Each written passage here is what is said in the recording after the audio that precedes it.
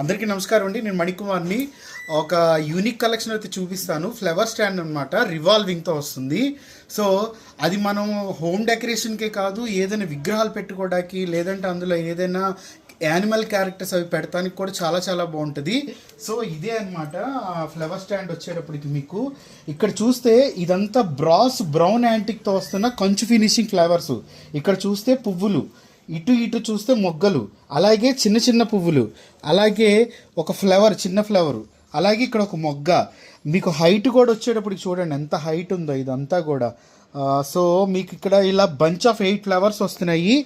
8 కూడా 8 పొజిషన్స్లో ఉన్నాయి. అయితే ఇది రివాల్వింగ్ అవుతుంది, చూసారా? ఇదంతా కూడా మనకి రివాల్వింగ్ అవుతుంది.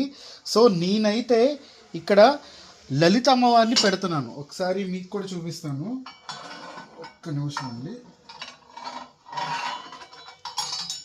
సో ఇక్కడ లలిత అమ్మవారిని పెట్టాను చూడండి. సో ఇప్పుడు మీకు క్లియర్ కనిపిస్తుంది కదా, చక్కగా లలిత అమ్మవారిని పెట్టి రివాల్వింగ్ చేస్తున్నాను.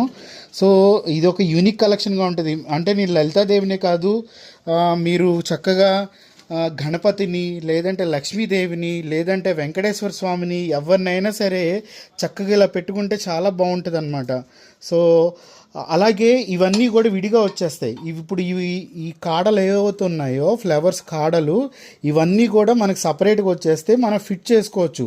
సో దీనివల్ల షిప్పింగ్ ఈజీ అవుతుంది, అలాగే అసెంబ్లింగ్ ఈజీ అవుతుంది, మెయింటెనెన్స్ కూడా ఈజీ అవుతుంది అనమాట. చక్కగా ఇలా పువ్వుల మధ్యలో ఇలా అమ్మవారు, లేదా స్వామివారు, లేదంటే కృష్ణుడు, గణపతి, సుబ్రహ్మణ్య, వెంకటేశ్వర స్వామి, ఎవరినైనా సరే పెట్టి మనం చక్కగా డెకరేషన్ చేసుకోవచ్చు. అలాగే ఈ ఫ్లవర్స్ అనేది కూడా మనం ఏ పొజిషన్ కావాలంటే ఆ పొజిషన్గా కూడా చేంజ్ చేసుకోవచ్చు అనమాట. సో ఇది చాలా చాలా ఎక్స్క్లూజివ్ కలెక్షన్ ఇది మీకు. సో మీకు ఇది వచ్చేటప్పటికి హైట్ కూడా ఫ్లవర్స్తో కలిపి ఒక 2.5 feet హైట్ వస్తుంది. సో కింద బేస్ అయితే ఏదవుతుందో, ఈ కింద బేస్ వచ్చి వుడ్ అనమాట. ఇది వుడ్. ఇంక ఈ ఫ్లవర్స్ ఇవన్నీ వచ్చేటప్పటికి బ్రాస్లో మీకు యాంటిక్ ఫినిషింగ్తో వస్తుంది, బ్రౌన్ యాంటిక్ ఫినిషింగ్తో, లాకడ్ ఫినిషింగ్తో వస్తుంది అనమాట. సో ఇదొక కలెక్షన్.